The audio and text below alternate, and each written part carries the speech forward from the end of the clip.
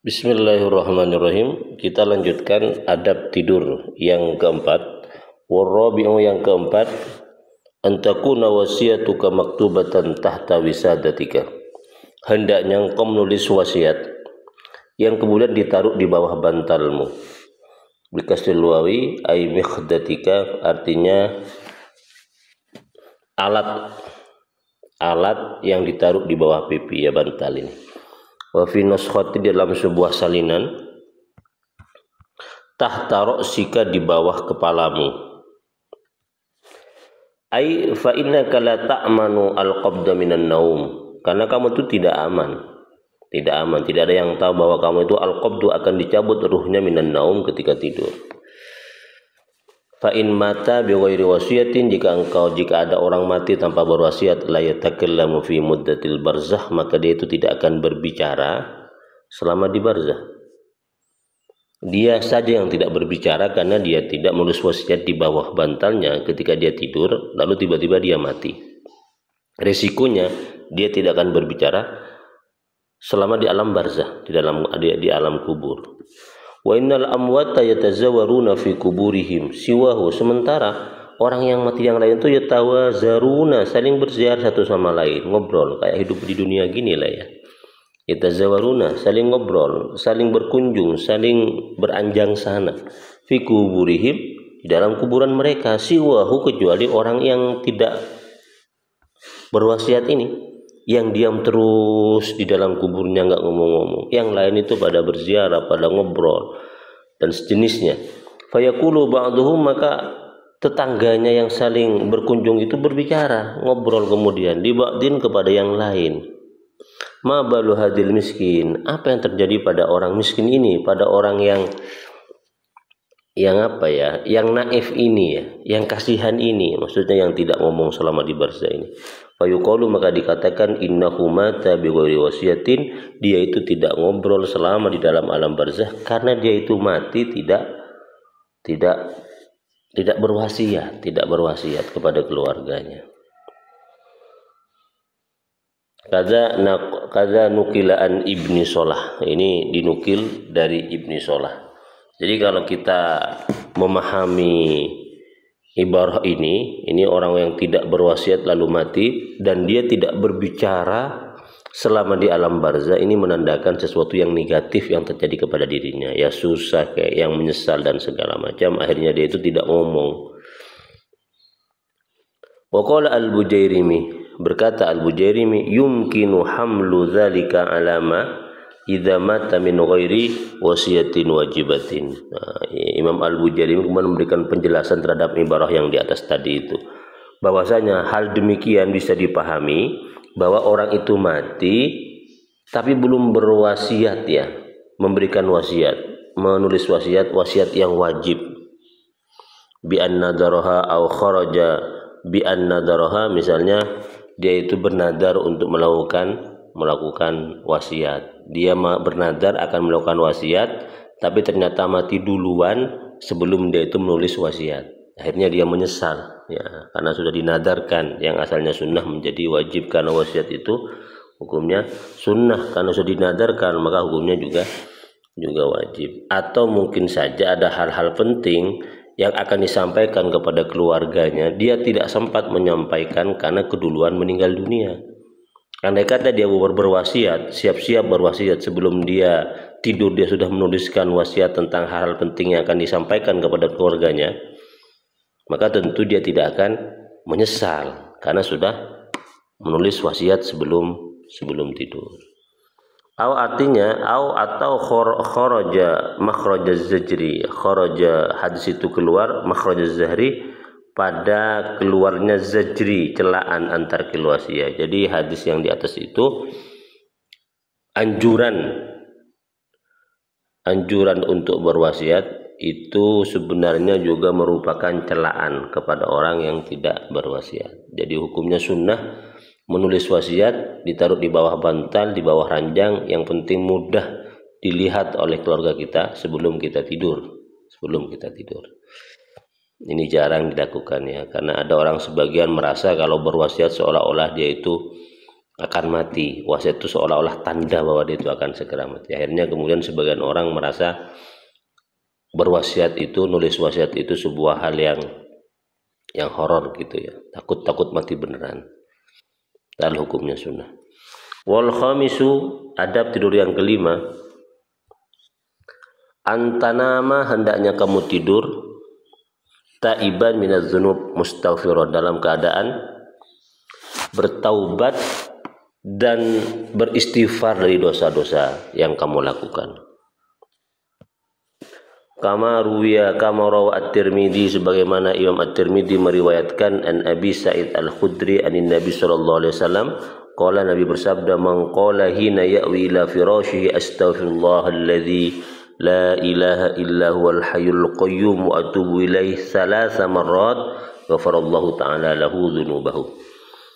Kata Nabi, barang siapa yang berdiam di firas, ranjangnya, ya hendak tidur ya, mangkola, barang siapa yang membaca ketika hendak dia tidur, membaca apa? Astaghfirullahalladzi la ilaha illa huwal hayyul qayyum wa atubu ilaih, 3 kali. Astaghfirullah, aku minta ampun kepada Allah, alladzi la ilaha, yang tiada Tuhan, illahu, kecuali dia, al hayyu, yang maha hidup, al qayyum, yang maha berdiri, wa atubu ilaih, dan saya bertaubat kepadanya. Dibaca ini, kalimat ini, astaghfirullahalladzi la ilaha illa huwal hayyul qayyum wa atubu ilaih. Kalau perlu dipahami maknanya biar betul-betul mantap di hatinya bahwa dia itu sedang beristighfar dan bertaubat kepada Allah atas dosa-dosa yang dia lakukan. Berapa kali? 3 kali. Dibaca 3 kali betul-betul mantap. Ghafarallahu ta'ala lahu dzunubahu, maka Allah akan mengampuni dosa-dosanya. Aziman, ini ya penjelasannya. Aziman, seraya punya azam, punya niat, punya tekad, adalah ta'udu ila maksiatin, bahwa engkau tidak akan kembali melakukan maksiat. Idastayaqatta, ketika kamu bangun, wa'zam,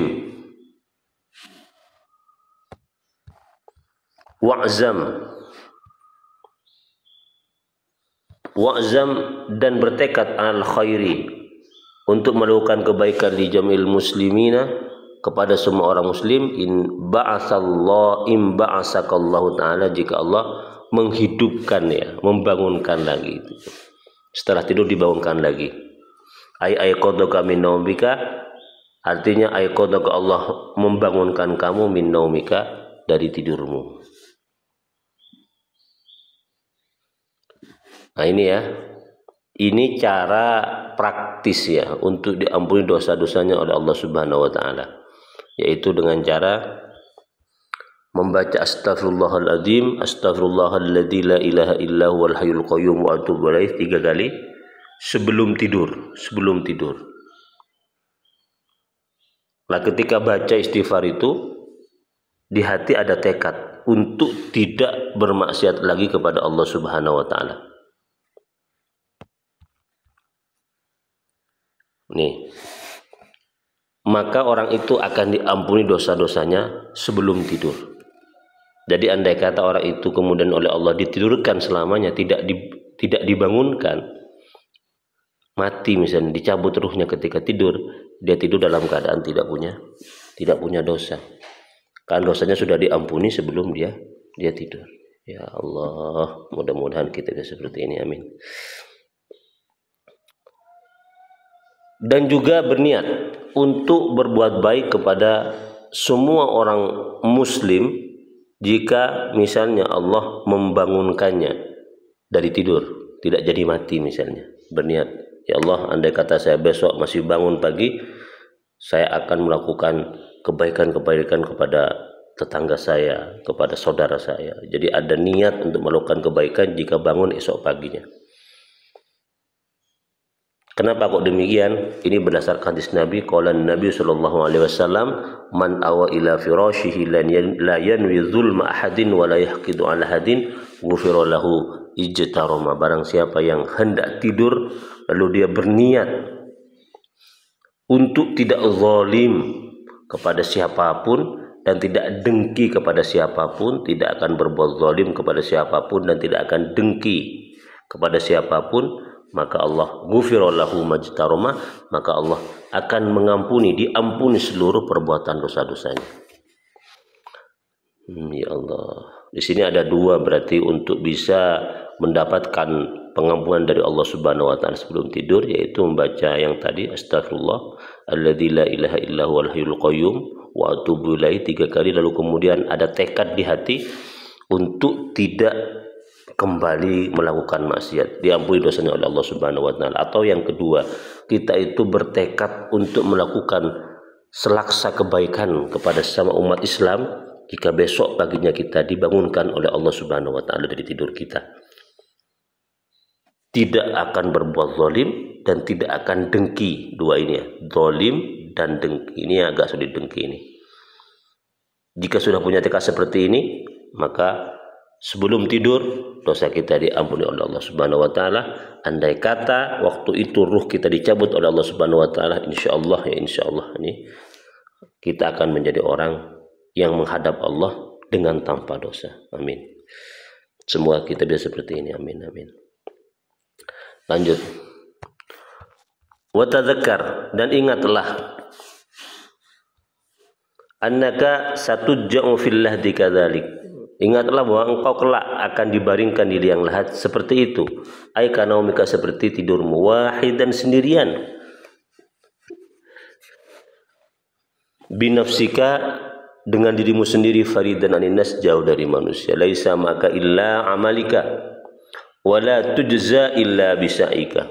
Tidak ada yang menemani kamu nanti di alam kubur kecuali amalmu, dan engkau akan dibalas sesuai dengan perbuatanmu. Ai bi amalika min khairin wa syarrin, yaitu perbuatan baik atau perbuatan buruk yang kamu lakukan pasti akan dibalas oleh Allah di alam barzah, kemudian nanti kelak pada akhirat.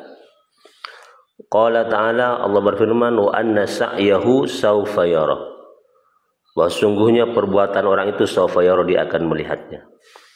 Ai fi mizani, di dalam timbangannya, min ghairi syakkin, tanpa keraguan, yaumul qiyamah, pada hari kiamat, biwa'din, dengan janji, la khalfa fihi, yang tidak akan ada pengingkaran janji itu, tidak akan disalahi oleh Allah, pasti akan terjadi. Wa in talal madah, sekalipun hari kiamat itu masih lama datangnya.